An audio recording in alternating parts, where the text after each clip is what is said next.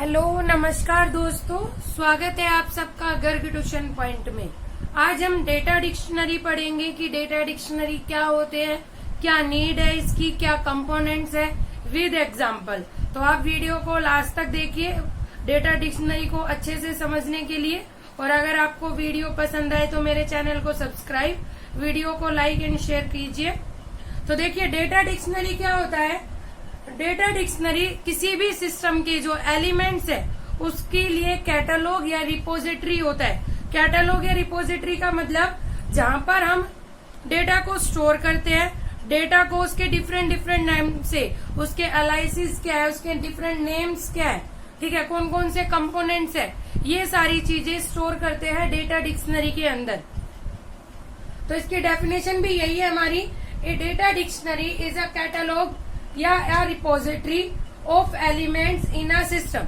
ठीक है, data dictionary है तो कोई कैटलॉग या रिपोजिटरी है एलिमेंट्स का किसी भी सिस्टम के अंदर। इसमें हम वो सारे एलिमेंट्स स्टोर करते हैं जो इंक्लूड होते हैं किसी भी डेटा फ्लो एनालिसिस के टाइम में। जो हमारे एलिमेंट यूज हुए उन सब का पूरा ब्यौरा, पूरी details data catalogue data dictionary के अंदर लिखी जाती है। इसमें मेनली हम तीन चीजें स्टोर करते हैं।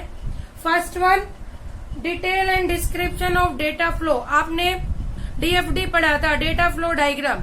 तो डीएफडी जो आपने बनाया उसकी सारी डिटेल डिस्क्रिप्शन कहाँ लिखी होती है? डेटा डिक्शनरी के अंदर। उसका पूरा डेटा स्टोर कहाँ होता है? डेटा डिक्शनरी के अंदर। वो कैसे प्रोसेस कर रही है, कैसे एक प्लेस से दूसरे प्लेस पर जा रही है, एक प्रोसेस से दूसरे प्रोसेस पर जा रही है। डीएफडी की सारी डिटेल कहाँ लिखी होती है? प्रोसेस के अंदर। अगर आपने डेटा डिक्शनरी नहीं बनाई तो डीएफडी कोई मतलब नहीं है। डीएफडी सिर्फ जस्ट आ डायग्राम होगी, एक ऐसा डायग्राम जिसकी कोई एक्सप्लेनेशन नहीं है।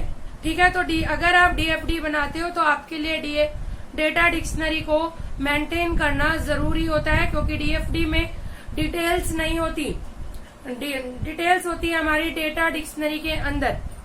ठीक है, अगर कोई सिस्टम एनालिसिस ये जानना चाहता है कि कौन कौन से एलिमेंट्स यूज हुए हैं डीएफडी के अंदर, उनके डिफरेंट नेम्स क्या है, एलिमेंट स्टोर कैसे हो रहे हैं, कैसे वो प्रोसेस कर रहे हैं, तो उसके लिए डेटा डिक्शनरी बहुत ज्यादा हेल्पफुल है। क्योंकि वो ये सारी डिटेल डीएफडी देखकर नहीं फाइंड आउट कर पाएगा, उसे ये सारी डिटेल के लिए डेटा डिक्शनरी सर्च करनी पड़ेगी। ठीक है, तो आपको समझ में आया डीएफडी की जितनी डिटेल्स है कि डेटा कैसे स्टोर हो रहा है, डेटा फ्लो कैसे हो रहा है, डेटा प्रोसेस कैसे हो रहा है, सारी डिटेल कहाँ लिखी होती है? डेटा डिक्शनरी के अंदर। और डेटा डिक्शनरी क्या है? एक कैटलॉग, रिपोजिटरी, एलिमेंट्स की जो सिस्टम में यूज होते हैं। आया समझ में? अब बात करते हैं नीड की। डेटा डिक्शनरी की नीड क्या है?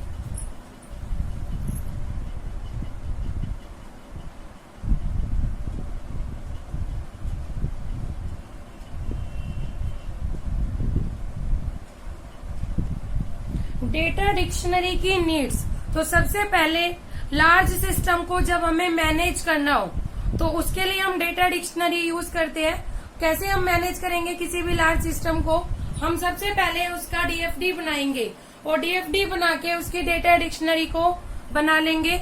अब उसको मेंटेन करना इजी हो जाएगा। अगर हमें किसी अदर पर्सन को उसकी डिटेल्स बतानी है कि कैसे वर्क कर रहा है वो, तो उसके लिए हम अपना डीएफडी दिखा सकते हैं और उसमें कौन कौन से कंपोनेंट है, कौन कौन से एलिमेंट्स है, क्या उनकी डिफरेंट नेम्स है, वो सब के लिए हम क्या दिखा सकते हैं? Data dictionary. तो लार्ज सिस्टम को जब हमें मैनेज करना हो, लार्ज सिस्टम की डिटेल्स को, तब हम डेटा डिक्शनरी का यूज करते हैं।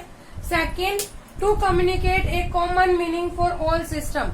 अगर हमें सभी सिस्टम के लिए कम्युनिकेशन चाहिए, उनके बीच में कम्युनिकेशन बनाना है, उनके बीच में कम्युनिकेशन मेंटेन करना है, तब हमें डेटा डिक्शनरी की जरूरत होती है। Third, to document the features of the system. जब एक सिस्टम का डॉक्यूमेंटेशन करना हो प्रॉपरली कि नाम क्या है, उसका एनालिसिस क्या है, कैसे वर्क कर रहा है, उसका कंप्लीट डिस्क्रिप्शन, उसका कलर क्या है, उसका फॉन्ट का साइज क्या है, ये सारी चीजें जब किसी भी सिस्टम के डॉक्यूमेंटेशन की डिटेल तैयार करनी हो तब हमें डेटा डिक्शनरी यूज में लाते हैं। उसके बाद अगर हमें सिस्टम की रिक्वायरमेंट को क्लियरली आइडेंटिफाई करना है और डिफाइन करना है तो हम डेटा डिक्शनरी के थ्रू करते हैं। उसके अलावा जब हमें किसी सिस्टम की कैरेक्टरिस्टिक्स, सिस्टम की कैरेक्टरिस्टिक्स मतलब किस एलिमेंट्स की कैरेक्टरिस्टिक्स, एलिमेंट्स की जितनी अच्छी विशेषताएं होंगी उतना अच्छा हमारा सिस्टम बनेगा। तो किसी भी सिस्टम की जब हमें कैरेक्टरिस्टिक्स जाननी हो तो हम सबसे पहले फोकस करते हैं डेटा डिक्शनरी के ऊपर। उसके बाद जब हमें किसी भी सिस्टम में एरर्स, बग्स ये फाइंड आउट करने हो तो सबसे पहले हम एलिमेंट्स की डिस्क्रिप्शन पर जाते हैं, क्योंकि एलिमेंट्स के डिस्क्रिप्शन में एलिमेंट्स में प्रॉब्लम होगी तभी सिस्टम में एरर्स आएंगे, तो हमें डेटा डिक्शनरी की जरूरत पड़ती है। उसके बाद जब हमें डेटा डिक्शनरी क्या है, एक रिपोजिटरी, तो डेटाबेस जब मेंटेन करना हो हमें किसी भी सिस्टम का और प्रोग्राम्स लिखने हो डिजाइन फेज के लिए तो हम यूज में लेते हैं डेटा डिक्शनरी। ठीक है फ्रेंड्स, आपको इसकी नीड समझ में आई। अब बात करते हैं इसके कंपोनेंट्स की कि कौन कौन से कंपोनेंट्स डेटा डिक्शनरी में यूज होते हैं। These are the two components of data dictionary. First one is data element and second one is data structure. First बात करते हैं हम डेटा एलिमेंट की। तो डेटा एलिमेंट्स क्या होता है हमारा, किसी की भी सिस्टम के लिए मोस्ट इम्पोर्टेंट जो कंपोनेंट या डेटा होते हैं वो है डेटा एलिमेंट। ठीक है, डेटा एलिमेंट्स में हम क्या क्या चीजें लिखते हैं। हम डेटा एलिमेंट का सबसे पहले उसका स्पेसिफिक या फिर एक यूनिक नेम होना चाहिए। ये नेम 30 कैरेक्टर से ज्यादा का नहीं हो सकता। इन 30 कैरेक्टर्स में आप A to Z alphabets, counting and hyphen का यूज कर सकते हैं। इसके बाद डेटा का डिस्क्रिप्शन, ये सोचकर कि सामने वाले पर्सन को सिस्टम के बारे में कुछ नहीं पता तो हम इस डेटा जो हमने डेटा नेम लिखा उसका लिटिल बिट डिस्क्रिप्शन लिखना होता है। ठीक है, उसके बाद एनालिसिस, एनालिसिस का मतलब होता है सिनोनिम्स, अदर नेम, किसी भी जैसे कि हमारा कुछ नेम होता है और घर का नाम अलग होता है, इसी तरह इस डेटा नेम, क्योंकि आपने देखा होगा जैसे दवाइयां होती है, मेडिसिन, उनके बड़े बड़े सोल्ट होते हैं और उसका हम एनालिसिस एक छोटा नाम दे देते हैं जो याद करने में, बोलने में इजी होता है। इसी तरह डेटा नेम कुछ भी बड़ा हो सकता है और एनालिसिस हम उसको सिनोनिम्स जो हम बोलते हैं। ठीक है, इसके बाद आती है लेंथ। डेटा एलिमेंट की लेंथ का मतलब है उसमें हम कितने स्पेसिस का यूज कर रहे हैं। ठीक है, इसके बाद डेटा की वैल्यूज, कि डेटा की क्या वैल्यूज है। ठीक है, ये था हमारा फर्स्ट कंपोनेंट डेटा एलिमेंट। इसके बाद डेटा का स्ट्रक्चर, डेटा स्ट्रक्चर, डेटा का हमें स्ट्रक्चर लिखना होता है कि डेटा का क्या रिलेशनशिप है एक एलिमेंट से दूसरे एलिमेंट से। इसके लिए हम एक टेबल बनाते हैं 3 एलिमेंट्स की, रिलेशनशिप, मीनिंग एंड सिंबल। हमारे 4 रिलेशनशिप होते हैं एलिमेंट्स के बीच में, सीक्वेंस, इटरेशन, इसके बाद selection and fourth one is optional. ये हमारे 4 रिलेशनशिप होते हैं किसी भी एलिमेंट्स के बीच में। अब हम कंपोनेंट्स की हेल्प से इसका एक एग्जांपल देते हैं डेटा डिक्शनरी का, तो ध्यान से समझिए।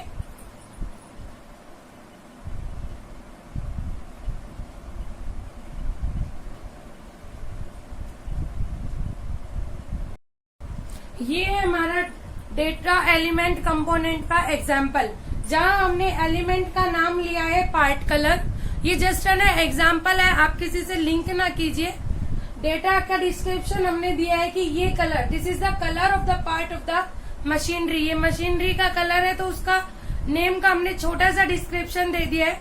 उसके बाद एनालिसिस, पार्ट कलर को हम और किस किस नाम से बुला सकते हैं, जैसे पी कलर या फिर ओनली कलर। इसके बाद लेंथ हमने दे दी, जैसे टेक्स्ट की लेंथ है 25, कुछ भी हमने लेंथ दे दी है। इसके बाद हमने डेटा की वैल्यू दी है कि इस पार्ट कलर की क्या क्या वैल्यूज हो सकती है, जैसे कि red, yellow, blue, orange, pink. हमने स्पेसिफाई कर दिया कि इस डेटा एलिमेंट की ये वैल्यू हो सकती है। ये एग्जाम्पल है हमारा डेटा एलिमेंट का। अब हम एग्जाम्पल देखते हैं डेटा स्ट्रक्चर का।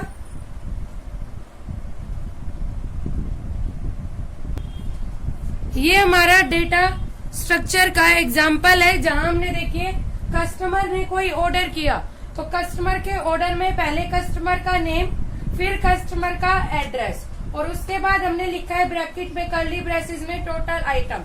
तो देखिए प्लस का साइन यूज होता है हमारा सीक्वेंस में लिखने के लिए, पहले कस्टमर का नेम, फिर कस्टमर का एड्रेस, फिर उसके बाद, और इस ब्रैकेट के अंदर लिखते हैं इटरेशन। जैसे आइटम्स बहुत सारे हो सकते हैं किसी भी कस्टमर के, तो इटरेटिव चीजें जो बार बार आएगी तो वो लिखते हैं हम इस कर्ली ब्रेसेस के अंदर। ठीक है, इटरेशंस के लिए हम ये कर्ली ब्रेसेस यूज करते हैं। इसके बाद यहाँ पर कस्टमर का नेम, फर्स्ट नेम, देखिए मैंने यहाँ ब्रैकेट यूज करी है, ये इसका मतलब है ये ऑप्शनल है। कस्टमर का फर्स्ट नेम और लास्ट नेम कंपलसरी है, मिडल नेम उसका ऑप्शनल है। ठीक है, मोड ऑफ पेमेंट क्या हो सकती है? मोड ऑफ पेमेंट ये कैश हो सकती है, ड्राफ्ट हो सकती है, मनी ऑर्डर हो सकती है। तो आइदर और मतलब हमें सिलेक्शन करना है, और सिलेक्शन के लिए हम क्या यूज करते हैं? बड़ी ब्रैकेट, ये ब्रैकेट यूज करते हैं। तो आया फ्रेंड आपको डेटा एलिमेंट और डेटा स्ट्रक्चर विद एग्जांपल। तो आज के लिए इतना ही, थैंक यू।